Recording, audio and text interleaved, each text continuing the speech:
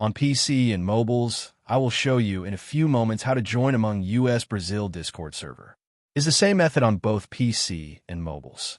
For this, we will open a browser on your PC or mobile. Can be whichever. In my case, I will use Microsoft Edge.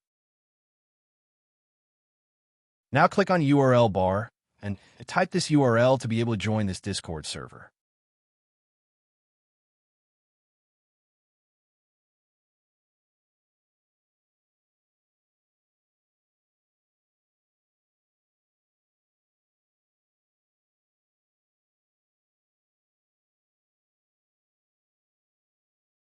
Doing this will automatically start your Discord application if you have it installed.